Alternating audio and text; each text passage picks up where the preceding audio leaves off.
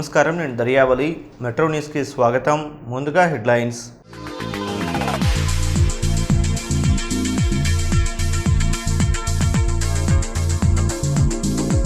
Oxygen కొరత లేకుండా అన్ని రకాల ప్రయత్నాలు చేస్తున్నాం. కలెక్టర్లు అప్రమత్తంగా వ్యవహరించాలన్న ముఖ్యమంత్రి వైఎస్ జగన్మోహన్ రెడ్డి.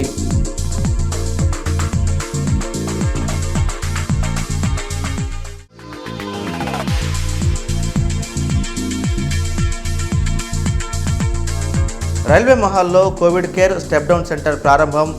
కోవిడ్ నివారణకు ప్రతి ఒక్కరూ సహకరించాలన్న collector Vivek Yadav.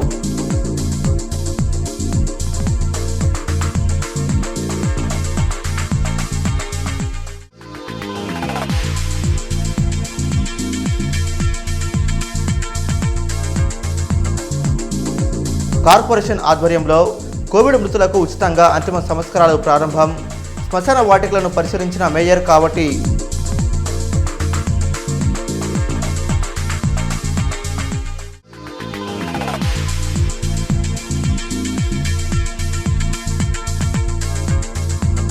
Covid vaccine second dose vaccination కేంద్రాల్లో చేపట్టిన అధికారులు, పర్యవేక్షించిన ప్రజాప్రతినిధులు.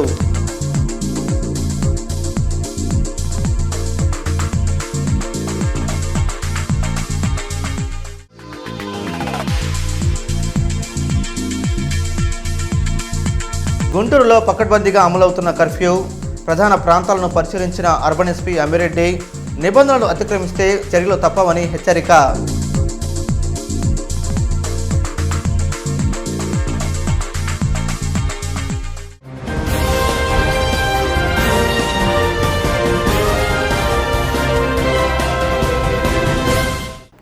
కోవిడ్తో కలిసి జీవించాల్సిన పరిస్థితుల్లో ఉన్నామని అన్నారు ముఖ్యమంత్రి వైఎస్ జగన్మోహన్ రెడ్డి.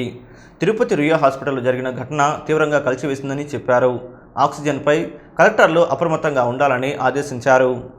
కోవిడ్ నివారణ చర్యలు, ఉపాధి హామీ, ఇతర అంశాలపై తాడేపల్లిలోని క్యాంపు కార్యాలయం నుంచి అన్ని జిల్లాల అధికారులతో సీఎం జగన్ వీడియో కాన్ఫరెన్స్ ద్వారా సమీక్షించారు. కోవిడ్ సెకండ్ వేవ్ వ్యాప్తంగా తీవ్రంగా ఉన్నందున ప్రజలు అప్రమత్తంగా ఉండాలని సూచించారు. కోవిడ్ నివారణకు ప్రభుత్వం శరవేగంగా చర్యలు చేపడుతున్నా కొన్ని ఘటనలతో ఏమీ చేయలేని పరిస్థితులు ఏర్పడుతున్నాయని అన్నారు. తిరుపతి రుయా ఘటన కలిసివేసిందన్న ముఖ్యమంత్రి జగన్ మృతి చెందిన కుటుంబాలకు 10 లక్షల రూపాయల పరిహారం అందించాలని అధికారులను ఆదేశించారు. ఆక్సిజన్ కోసం అనేక రాష్ట్రాలతో సంప్రదింపులు చేయడంతో పాటు ఎయిర్లిఫ్ట్ ద్వారా వాహనాలు పంపుతున్నట్లు చెప్పారు. డబ్బులు తీసుకొని వ్యాక్సిన్ సరఫరా చేయాలని కంపెనీలకు కోరినా వారు ముందుకు రావటం లేదన్నారు. 22 నెలల్లో అనేక సంక్షేమ పథకాలను నేరుగా లబ్ధిదారులకు అందిస్తుంటే కమిషన్ల కోసం కకృతి పడుతున్నారంటూ ప్రతిపక్షాలు విమర్శలు చేయడంపై మండిపడ్డారు. These are the difficult times. In fact, ఈరోజు ఆక్సిజన్ పరిస్థితి ఏ స్థాయిలో ఉంది అని అంటే we had to airlift 6 ట్యాంకర్లను గన్నవరం ఎయిర్పోర్ట్ నుంచి we airlifted to Orissa so that ఆ లీడ్ టైం, ఆ ట్రావెల్ టైం తగ్గించగలుగుతామని ఒరిస్సా ఎయిర్లిఫ్ట్ చేసి అక్కడ నుంచి ఎంటీ ట్యాంకర్స్ని ఒరిస్సాకి ఎయిర్లిఫ్ట్ చేసి అక్కడ నుంచి ఆక్సిజన్తో వెనక్కి తీసుకొచ్చే కార్యక్రమం చేస్తూ ఉన్నాం to reduce the lead time. విదేశాల నుంచి కూడా ఆక్సిజన్ ఏకంగా కొనుగోలు చేసి షిప్స్ ద్వారా ఆక్సిజన్ను కూడా తెప్పిస్తూ ఉన్నాం. These are the times we're living in. ఇంత కలెక్టివ్గా ఎఫర్ట్స్ పెడతా ఉన్నా కూడా, ఇంత కన్సార్టెడ్గా ఎఫర్ట్స్ పెడతా ఉన్నా కూడా కొన్ని నష్టాలు జరుగుతూ ఉన్నాయి. But these are testing times. I request all the collectors do not be disheartened by what is happened, but be more vigilant so that we address these issues in a much sympathetic manner. Arundelpet railway హాల్లో నూతనంగా quarantine సెంటర్ను ఏర్పాటు చేశారు. జిల్లా పరిపాలనాధికారి వివేక్ యాదవ్, పశ్చిమ నియోజకవర్గ శాసనసభ్యులు మద్దాళగిరి, railway డిఆర్ఎంలతో కలిసి క్వారంటైన్ సెంటర్ను ప్రారంభించారు. జిల్లాలో కరోనా కేసులు విపరీతంగా పెరుగుతున్నందున కరోనా బాధితులకు బెడ్స్ అందించాలనే ఉద్దేశంతో రైల్ మహల్లో క్వారంటైన్ సెంటర్ను ఏర్పాటు చేశామని జిల్లా పరిపాలనాధికారి వివేక్ యాదవ్ పేర్కొన్నారు. క్వారంటైన్ సెంటర్ను ప్రారంభించి అనంతరం మాట్లాడారు. 70 బెడ్స్, అందులో 14 ఆక్సిజన్ బెడ్స్ అందుబాటులో ఉన్నాయని చెప్పారు. తక్కువ మోతాదులో కరోనా కలిగిన వారు తమ గృహాల్లోనే ఉండాలని సూచించారు. డిఆర్ఎం గారు ప్రత్యేకంగా శ్రద్ధ పెట్టేసి వాళ్ళు ఆఫీషియల్స్ని ఈ మంచి ఇన్ఫ్రాస్ట్రక్చర్ తయారు చేయించుకొని వాళ్ళ సహకారంతో జిల్లా యంత్రాంగం ఈ కోవిడ్ కేర్ సెంటర్ని మనం స్టార్ట్ చేసాం. ఇక్కడ 24/7 అంబులెన్స్ ఉంటుంది, డాక్టర్స్ అందుబాటులో ఉంటారు, నర్సెస్ ఉంటారు, ఎఫ్ఎన్ఓ ఉంటారు, కేటరింగ్ ఫెసిలిటీ, ఫుడ్ ఫెసిలిటీ ఏర్పాటు చేయడం జరుగుతుంది. శానిటేషన్ కూడా మనము చూసుకుంటాము. సో ఎవరైతే సీరియస్ పేషెంట్స్ ట్రీట్మెంట్ తీసుకొని కొద్దిగా స్టేబుల్ అయిపోతే ఇక్కడికి తీసుకురావడం జరుగుతుంది. ఇక్కడ మనము 16 బెడ్స్లో ఆక్సిజన్ ఫెసిలిటీ కూడా ఏర్పాటు చేసాం కాబట్టి వాళ్ళకి స్టెబిలైజ్ అవ్వడానికి ఉపయోగపడుతుంది. దాంతోపాటు ట్రయేజింగ్ చేసినాక ఎవరైతే కోవిడ్ కేర్ సెంటర్కి రెఫర్ మనం చేస్తామో వాళ్ళు కూడా ఈ కోవిడ్ కేర్ సెంటర్ లాగా ఈ ఫెసిలిటీని వాడుకోవచ్చు. కరోనా బాధితులను ఆదుకోవడమే ప్రభుత్వ లక్ష్యమని పశ్చిమ నియోజకవర్గ శాసనసభ్యులు మద్దాలగిరి తెలిపారు. వీలైనంత మేరకు బెడ్స్ను అందజేస్తున్నామన్నారు. అరండల్పేట 1వ లైన్లో మరి ఇక్కడ 70 బెడ్స్తో మరి ఒక కోవిడ్ సెంటర్ని ఏర్పాటు చేయడం, మరి ముఖ్యంగా జీజీహెచ్లో ఎవరైతే మరి ఐసీయూ పేషెంట్ రికవరీలో ఉంటారో ఆ రికవరీ పేషెంట్స్ని మనం ఇక్కడ తీసుకొచ్చి మరి వాళ్ళకి ట్రీట్మెంట్ ఇచ్చే విధంగా ఇక్కడ ప్లాన్ చేసుకోవడం, అంటే step down and post Covid లాంటి హాస్పిటల్ లాంటిది అనమాట ఇది.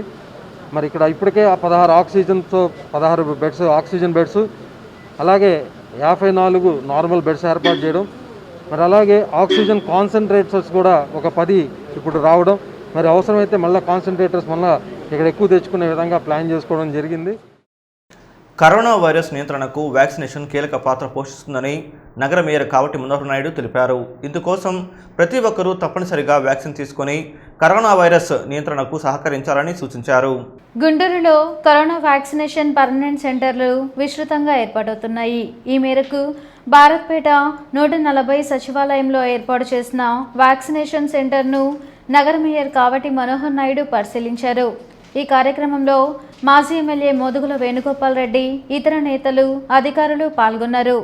కరోనా సెకండ్ వేవ్ నానాటికి ఉధృతమవుతున్న నేపథ్యంలో ప్రజలంతా అప్రమత్తంగా ఉండాలని ఈ సందర్భంగా మేయర్ సూచించారు. ఇందుకోసం ప్రతి ఒక్కరూ తప్పనిసరిగా మాస్క్ పెట్టుకోవడం, భౌతిక దూరం పాటించడం, శానిటైజేషన్ వంటి నియమాలు పాటించాలని తెలిపారు. ప్రజలంతా వ్యాక్సిన్ తీసుకుని కరోనా వైరస్ నియంత్రణకు సహకరించాలని వెల్లడించారు.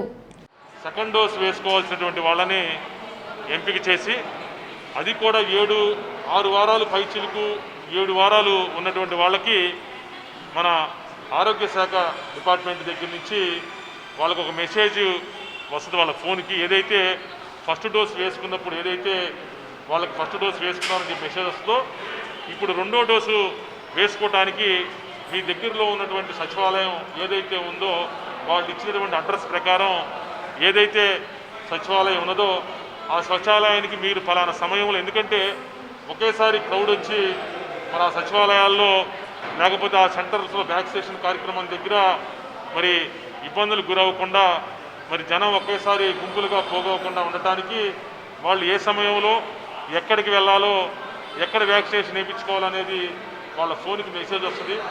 ఆ ఫోన్ మెసేజ్ని తీసుకొని ఏదైతే వారి ఫోన్కి వచ్చిన అడ్రస్లో ఉన్నటువంటి వ్యాక్సినేషన్ సెంటర్కి వెళ్ళి వాళ్ళు సెకండ్ డోస్ వ్యాక్సినేషన్ వేయించుకోవాలని చెప్పి నేను చెప్తా ఉన్నాను. కరోనా విజృంభిస్తున్నందున ప్రజలు అవసరమైతే తప్ప బయటకు రావద్దని సూచించారు ఎమ్మెల్యే ఆళ్ల రామకృష్ణారెడ్డి. మంగళగిరిలోని సీకే స్కూల్లో ఏర్పాటు చేసిన వ్యాక్సినేషన్ సెంటర్ను ఆయన పరిశీలించారు. ఈ నెలాఖరు వరకు సెకండ్ డోసు వ్యాక్సినేషన్ మాత్రమే ప్రభుత్వం అనుమతించినందున వారు మాత్రమే రావాలని తెలిపారు. బయటకు వచ్చేవారు డబుల్ మాస్క్ ధరించడంతో పాటు సామాజిక దూరం, శానిటైజర్ తప్పక వాడాలన్నారు ఆర్కే. ఎవరైతే ఫస్ట్ ఫేజ్ తీసుకొని 2వ డోస్ కోసం వెయిట్ చేస్తూ ఉన్నారో వాళ్ళకి వ్యాక్సిన్ ఇవ్వడం జరుగుతూ ఉంది. సుమారు 100 వరకు వ్యాక్సిన్ 100 మందికి ఇవ్వడం జరుగుతుంది.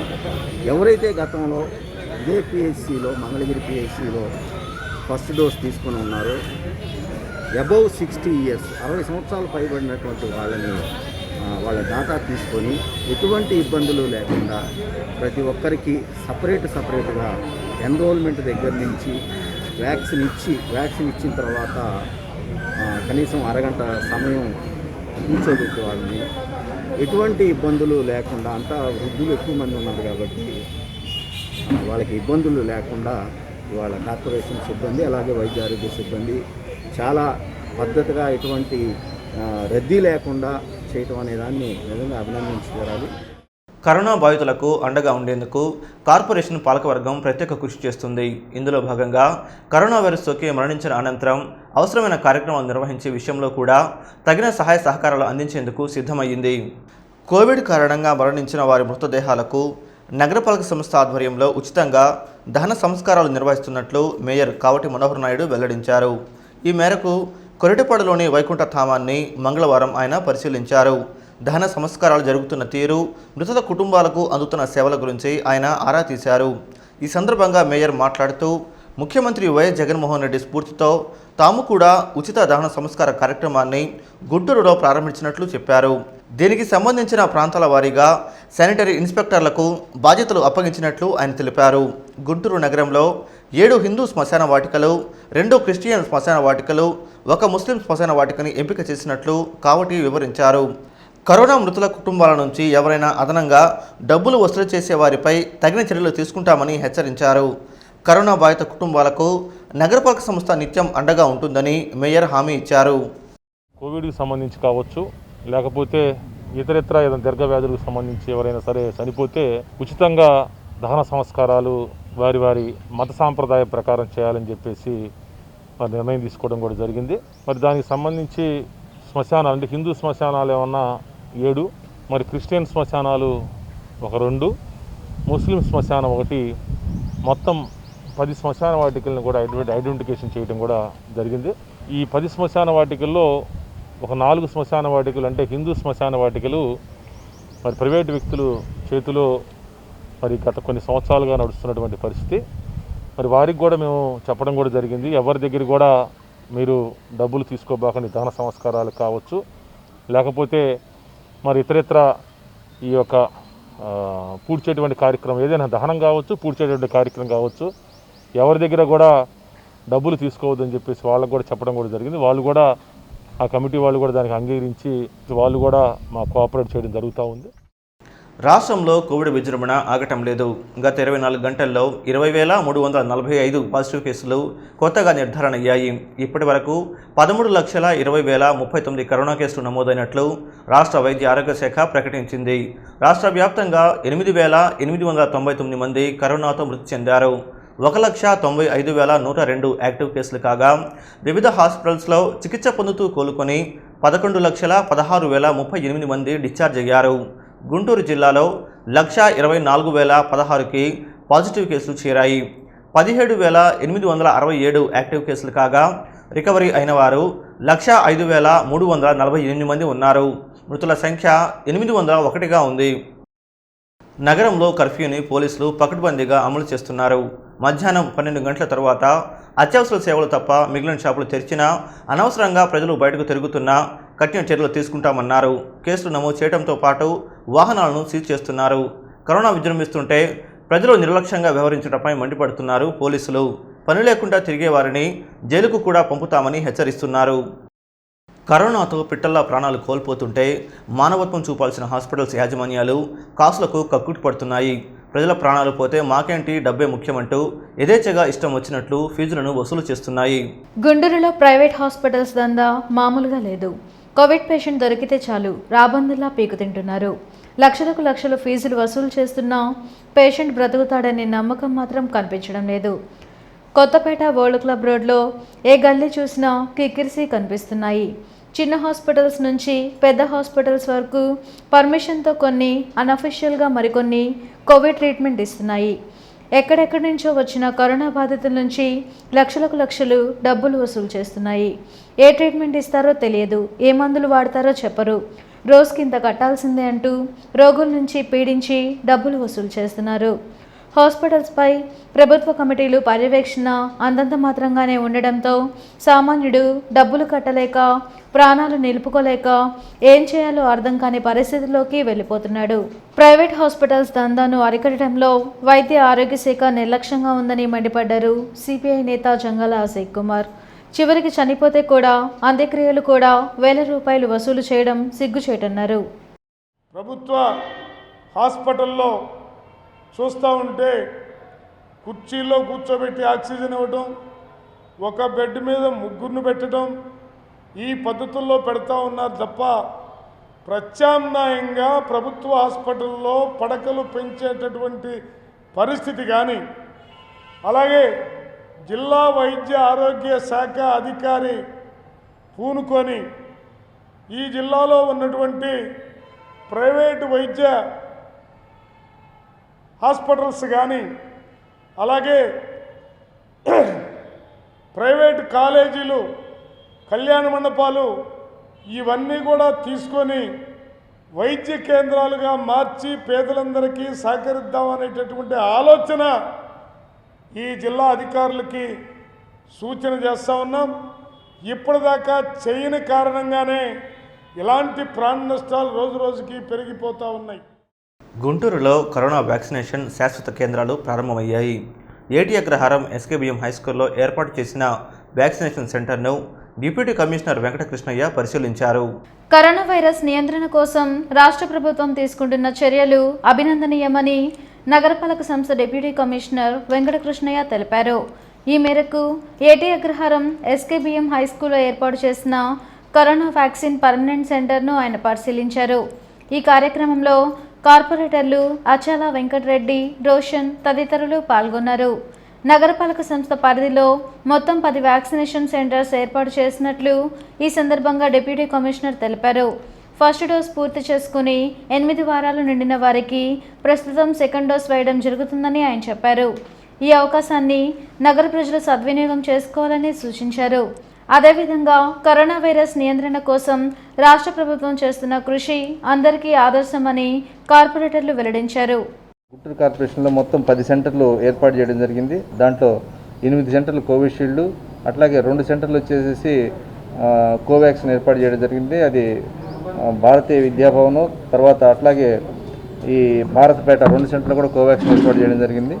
ఎవరైతే 8 వారాలు పూర్తి చేసుకున్న వాళ్ళు 8 వారాలు పూర్తి చేసుకుని ఉండి ఓన్లీ సెకండ్ డోస్ మాత్రమే వేసేదానికి ఏర్పాటు చేయడం జరిగింది. ప్రభుత్వం ఆదేశాల మేరకు ఎక్కడా కూడా ఇబ్బంది లేకుండా పర్మనెంట్ సెంటర్లుగా వీటిని ఏర్పాటు చేయడం జరిగింది. ఎక్కడ కూడా పబ్లిక్ ఒత్తిడి లేకుండా వచ్చిన వాళ్ళంతా కూడా ప్రశాంత వాతావరణంలో వ్యాక్సిన్ ఇచ్చుకుంటట్టు ఎవరున్నా కూడా మీకు 8 వారాలు పూర్తయిన వాళ్ళకి మీకు అందరూ కూడా మా కార్పొరేషన్ నుంచి మెసేజ్లు వెళ్తున్నాయి. ఒకవేళ ఎవరన్నా ఫోన్ ఇబ్బంది ఉండి మెసేజ్లు రాకపోతే ఇక్కడికి వచ్చి లిస్టులో కూడా పేరు చూసుకొని వేయించుకోవచ్చు అండి. దీనికి అందరూ కూడా సహకరించాలని చెప్పి విజ్ఞప్తి చేస్తున్నా. మేము ఎప్పటి నుంచో కోరటం జరిగింది. మా ఏరియాలో వ్యాక్సిన్ సెంటర్లు ఏమీ లేవండి. మా ఒక వ్యాక్సిన్ పెట్టడం కోరటం జరిగింది. మా కోరికను మన్నించి మన ఎమ్మెల్యే గారు కానీ, మేయర్ గారు, కమిషనర్ గారు, వీళ్ళు ముగ్గురు ఆలోచించి మా ఏరియాలో వ్యాక్సిన్ సెంటర్ పెట్టడం జరిగింది. అయితే వసతులన్నీ బాగానే ఉన్నాయి. కాకపోతే 8 వారాలు దాటిన వాళ్ళు అని చెప్తున్నారు. 8 వారాలు దాటిన వాళ్ళు అంటే మా ఏరియాలో ఎవరు ఉండటానికి అవకాశం లేదు. ఎందుకంటే ఫ్రంట్ లైన్ వారియర్స్కే 8 వారాల పైన వేసిన పరిస్థితి ఉంది. ఫ్రంట్ లైన్ వారియర్స్ ఎక్కడోసారి నేర్చుకుని ఉంటారు. ఇప్పటికైతే పెద్దగా ఎవరు రావట్లేదు. మేము రేపు కమిషనర్ గారితో మాట్లాడి 32వ డోస్కి ఎవరికైతే అవకాశం ఉంటుందో వాళ్ళందరికీ ఫస్ట్ వాళ్ళు వేసుకుంటూ పోతా ఉంటే మిగిలిన వాళ్ళకి నెక్స్ట్ డే వేసుకుంటూ వస్తే ఒక 1 వీక్లో కంప్లీట్ అయిపోద్దని మా ఆలోచన. మా ఏరియాలో ఇంతవరకు ఫస్ట్ డోస్ వేయలేదు. ఫస్ట్ డోస్ కూడా స్టార్ట్ చేయాలని చెప్పి మేము కమిషనర్కి కోరదాం అనుకుంటున్నాం. కేవీఎం స్కూల్లో వ్యాక్సినేషన్ ప్రోగ్రామ్ స్టార్ట్ చేశారు. ఇక్కడ వాతావరణం కూడా చాలా బాగుంది. జనాలు కూడా ఇప్పుడే రావడం స్టార్ట్ చేశారు. వీళ్ళ దగ్గర ఆల్రెడీ ఒక లిస్ట్ ఉంది. ఆ లిస్టులో ఉన్న వాళ్ళకి ఫోన్ చేసి ఫాలోఅప్ చేసి వాళ్ళని పిలిపించి వేపిస్తున్నారు. ఈ పద్ధతి చాలా బాగుంది. ఇట్లా మంచి పద్ధతి తీసుకొచ్చినందుకు జగన్మోహన్ రెడ్డి గారికి ధన్యవాదాలు తెలియజేస్తున్నాం. అట్లాగే ఈ ఏరియాలో సెకండ్ డోస్ తీసుకోవాల్సిన వాళ్ళు చాలా తక్కువ మంది ఉన్నారు. అందుకని కొద్దిగా ఎక్కువ మందిని పిలిచి ఒకేసారి ఒక 200 మంది పైన పిలిచి వాళ్ళకి డోసులు వేపిస్తే బాగుంటుందని మా ఆలోచన. నగరంలో కర్ఫ్యూని పకడ్బందీగా అమలు చేస్తున్నారు.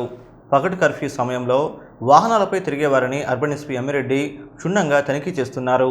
నగరంలోని హిందూ కాలేజ్, ఏసీ కాలేజ్, ప్రభుత్వ సమగ్ర వైద్యశాల, శంకర్ విలాస్ లాడ్జీ సెంటర్లో అర్బన్ ఎస్పీ అమ్మిరెడ్డి స్వయంగా విస్తృతమైన తనిఖీలు నిర్వహించారు. పని లేకుండా తిరిగే వాహన చోదకులను జరిమానా విధించడంతో పాటు వాహనాలను సీజ్ చేశారు.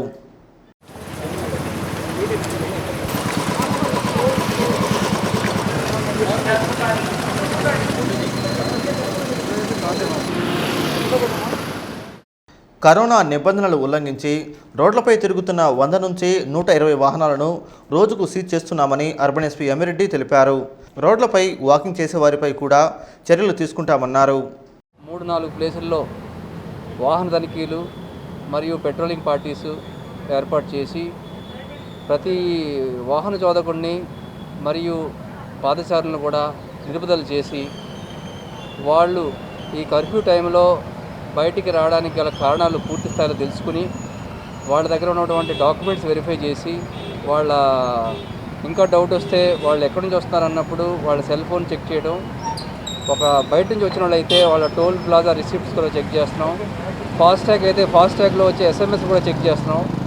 అదేవిధంగా ఒక పేషెంట్ దగ్గరికి వెళ్ళి వస్తున్నాను అన్నప్పుడు మనకి ఏదైనా డౌట్ వచ్చినప్పుడు పలానా పేషెంట్ పలానా హాస్పిటల్లో ఉన్నారా లేదా అనే విషయాన్ని కూడా అక్కడ రిసెప్షన్కి ఫోన్ చేసి రిసెప్షన్లో కనుక్కుంటున్నాం మనం, అటువంటి పేషెంట్ పలానా రూమ్లో ఉన్నారా లేదా అని చెప్పి కూడా వెరిఫై చేసుకుని క్షుణ్ణంగా చెక్ చేయడం జరుగుతూ ఉంది. ప్రజా పోరాటాలు చేయటమే కాదు, సిపిఎం కార్యాలయంలో కరోనా ఐసోలేషన్ కేంద్రాన్ని ఏర్పాటు చేసి సేవలు చేసేందుకు మేము సైతం అంటూ గుర్రం జాషువా విజ్ఞాన కేంద్రం, ప్రజారోగ్య వేదిక, డివైఎఫ్ఐ ప్రతినిధులు ముందుకు వచ్చారు. కరోనా వ్యాధి సోకి హోమ్ ఐసోలేషన్లో ఉండేందుకు వీలుపడని వారికి సిపిఎం కార్యాలయంలో కరోనా ఐసోలేషన్ కేంద్రాన్ని ఏర్పాటు చేసి సేవలు అందిస్తున్నారు. కరోనా బాధితులకు ప్రముఖ వైద్యుల ద్వారా ఆన్లైన్లో వైద్యం అందించే ఏర్పాటు చేశారు. కరోనా బాధితులకు భోజన సౌకర్యాన్ని అందిస్తున్నారు. పేద, బడుగు, బలహీన వర్గాలకు ఆసరాగా నిలిచారు. పేదలను ఆదుకోవాలనే ఉద్దేశంతో కరోనా ఐసోలేషన్ కేంద్రాన్ని ఏర్పాటు చేశామని ప్రజారోగ్య వేదిక కన్వీనర్ భారవి వివరించారు. 25 బెడ్లతోటి మేము ముందుగా ప్రారంభించాం. ఇది మొదటిసారిగా మేము ఏర్పాటు చేసింది. 11వ తారీఖుకి ఇప్పటికి 35 మంది అడ్మిట్ అయ్యారు, 6 డిశ్చార్జ్ అయిపోయారు. ఇంకొక 3 హైయర్ సెంటర్కి తరలించడం జరిగింది. మిగతా 23 మంది పేషెంట్స్ ఉన్నారు. వాళ్ళకు కావాల్సినటువంటి పౌష్టికమైనటువంటి ఆహారం అందించడం, అలాగే దాంతోపాటు మెడిసిన్స్ ప్రోటోకాల్ ప్రకారం ఏ మెడిసిన్స్ అయితే వాడాలో వాటిని అందించడం, డయాబెటిక్, కార్డియాక్, హైపర్టెన్సివ్ పేషెంట్స్ ఉంటే డాక్టర్స్ మానిటరింగ్ తోటి వాళ్ళ మెడిసిన్ షెడ్యూల్ని కూడా మార్పులు చేస్తూ ఎటువంటి ఇబ్బందులు రాకుండా వితౌట్ ఆక్సిజన్ ట్రీట్మెంట్ అవసరం ఉన్నటువంటి సామాన్య మధ్యతరగతి పేద ప్రజలకి ఇది ఉపయోగపడుతుందనే ఉద్దేశంతో ఇది ఏర్పాటు చేయడం జరిగింది. అమరావతిని రాష్ట్ర రాజధానిగా కొనసాగించాలని డిమాండ్ చేస్తూ రాజధాని రైతులు, మహిళలు చేపట్టిన ఆందోళనలు 511వ రోజు కొనసాగాయి. అలుపెరగని పోరాటం, అమరావతి ఉద్యమం అంటూ దీక్షా శిబిరాలు, ఇళ్ల వద్ద నిరసన వ్యక్తం చేశారు. రాష్ట్రంలో కరోనాతో ప్రజలు ప్రాణం పోగొట్టుకుంటున్నా ప్రభుత్వం ఏమీ పట్టనట్టు వ్యవహరించడంపై అన్నదాతలు ఆగ్రహం వ్యక్తం చేస్తున్నారు. మనందరి రాజధాని, మన ఏకైక రాజధాని, ముఖ్యమంత్రి మొండి వైఖరి, ముఖ్యమంత్రి మొండి వైఖరి. 3 రాజధానులొద్దు, 3 రాజధానులొద్దు, ఏకైక రాజధాని, ఏకైక రాజధాని. ఇప్పటికైనా ప్రభుత్వం చూసుకుంటే తిరుపతి రియా హాస్పిటల్లో ఎంత దారుణం అంటే 45 నిమిషాల పాటు కోవిడ్ వార్డులో మరి ఆక్సిజన్ అందించలేని పరిస్థితి. మరి ఎటువంటి ప్రణాళికలు వాళ్ళు సిద్ధం చేసుకుంటున్నారో ఎవరికీ కూడా తెలియదు. మరి 22 మంది ప్రాణాలు బలిగొన్నారు. ఇది కేవలం ప్రభుత్వ నిర్లక్ష్య ధోరణితో ప్రజలు అనుభవిస్తున్న శాపం. కావున ఇప్పటికైనా ఈ ప్రభుత్వం మిగతావన్నీ పక్కన పెట్టి కోవిడ్ని ముఖ్యంగా యుద్ధ ప్రాతిపదికన చర్యలు చేపట్టాలి. ఏవైతే ఆక్సిజన్ కొరత ఉందో దాని మీద ముఖ్యమంత్రి స్వయంగా సమీక్ష జరిపి అందరికీ, అన్ని హాస్పిటల్స్కి ఆక్సిజన్ అందే విధంగా చూడాలి. బులెటిన్ ముగించే ముందు హెడ్లైన్స్ మరొకసారి.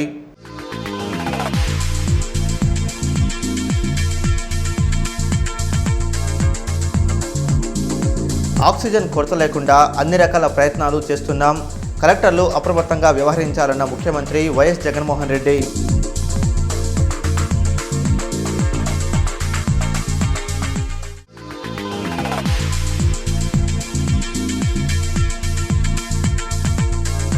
రైల్వే మహాల్లో covid care step down centre ప్రారంభం. కోవిడ్ నివారణకు ప్రతి ఒక్కరూ సహకరించాలన్న collector Vivek Yadav.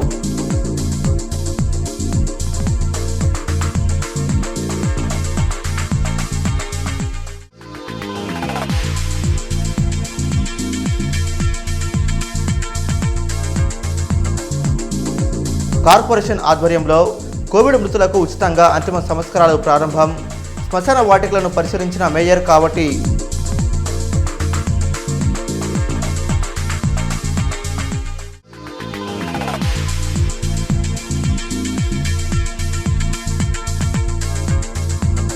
Covid vaccine second dose vaccination కేంద్రాల్లో చేపట్టిన అధికారులు, పర్యవేక్షించిన ప్రజాప్రతినిధులు.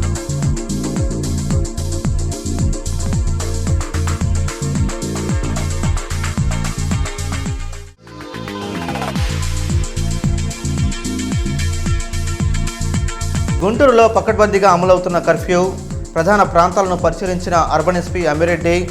నిబంధనలు అతిక్రమిస్తే చర్యలు తప్పవని హెచ్చరిక.